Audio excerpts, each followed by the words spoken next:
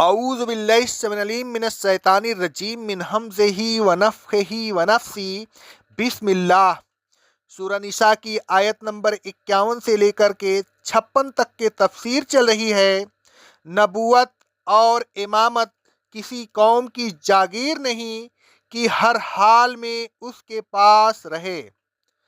اللہ تبارک و تعالیٰ نے اس بات کی وضاحت پہلے ہی کر دی تھی کہ اللہ تبارک و تعالیٰ فرماتا ہے سورہ البقرہ کی آیت نمبر 124 میں، اور وہ وقت یاد کرو جب ابراہیم علیہ السلام کے رب نے چند باتوں میں ابراہیم علیہ السلام کی آزمائش کی تو وہ ان سب میں پورے اترے۔ اللہ تبارک و تعالیٰ نے کہا، اے ابراہیم، میں تم کو لوگوں کا امام بنا رہا ہوں۔ ابراہیم علیہ السلام نے کہا، اور میری اولاد میں سے بھی امام بنانا۔ اللہ تبارک و تعالیٰ نے فرمایا، ہاں بناؤں گا، لیکن میرے اس عہد کا اطلاق ظالموں پر نہیں ہوگا۔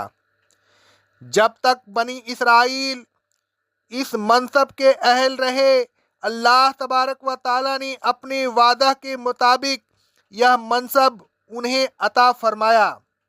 اللہ تبارک و تعالیٰ فرماتا ہے سورہ المائدہ کی آیت نمبر 20 میں، اور اے اہل کتاب، اس وقت کو یاد کرو جب موسیٰ علیہ السلام نے اپنی قوم سے کہا، اے میری قوم، اللہ کے احسان کو یاد کرو، اس نے تم میں انبیاء کو مبعوث فرمایا اور تمہیں بادشاہ بنایا، اور تمہیں ایسی ایسی نعمتیں دیں جو اقوام عالم میں سے کسی کو نہیں دی۔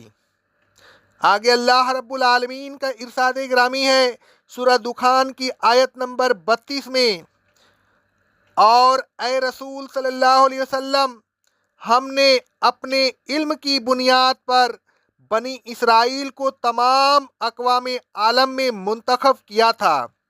الغرض اللہ تبارک و تعالیٰ نے اپنے علم کی بنیاد پر جب تک انہیں اہل سمجھا نبوت اور حکومت سے نوازا، اور اپنے علم ہی کی بنیاد پر جب انہیں اہل نہیں سمجھا تو نبوت اور حکومت ان سے چھین کر دوسری قوم کو دے دی۔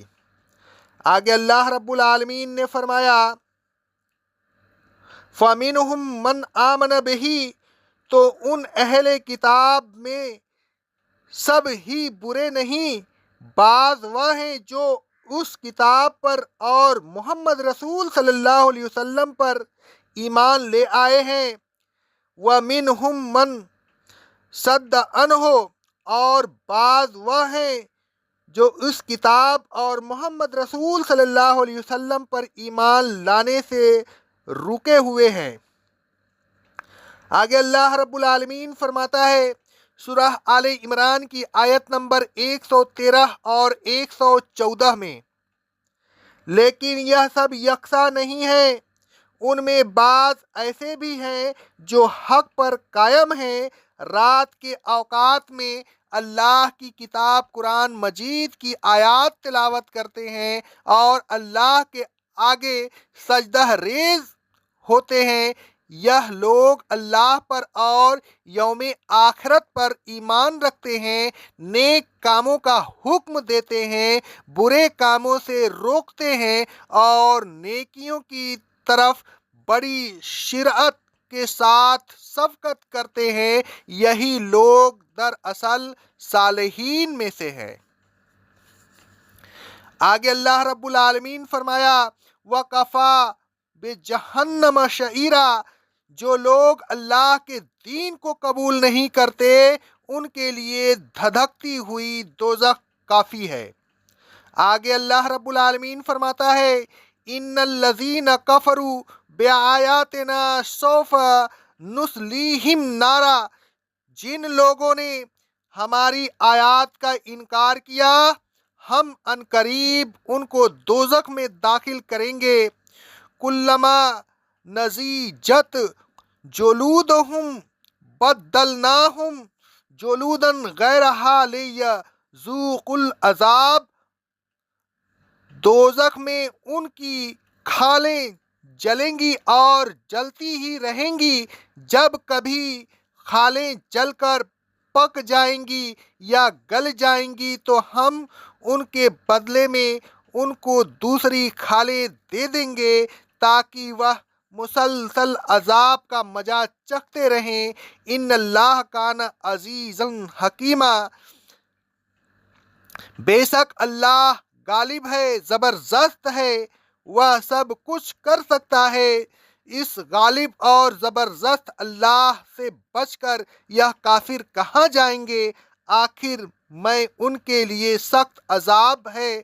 اگر دنیا میں ان کو مہلت دے دی گئی ہے تو یہ دھوکہ نہ کھائیں، اس میں بھی اللہ تبارک و تعالیٰ کی کوئی حکمت ہے، وہ بڑی حکمت والا ہے، اس کا کوئی کام حکمت سے خالی نہیں ہوتا۔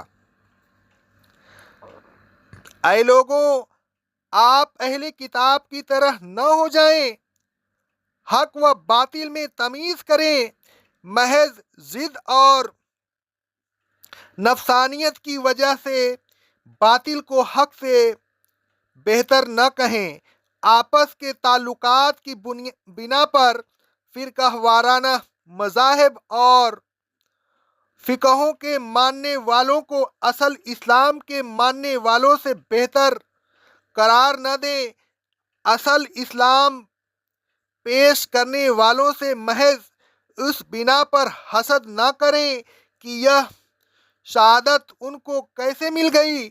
آپ بھی اصل اسلام پر ایمان لے آئیں اور فرقہ وارانہ مذاہب اور مسالک چھوڑ دیں تو اس سعادت میں آپ بھی شریک ہو سکتے ہیں۔ محض حسد، ضد اور ہٹ دھرمی یا اپنی خفت کے خیال سے حق والوں کے مقابلہ میں نہ آئیں اور حق کو قبول کرنے سے نہ رکیں۔ حق سے روگردانی کرنے والوں کی بہت سخت سزا ہے۔ اقول قولی ھذا استغفر اللہ استغفر اللہ استغفر اللہ۔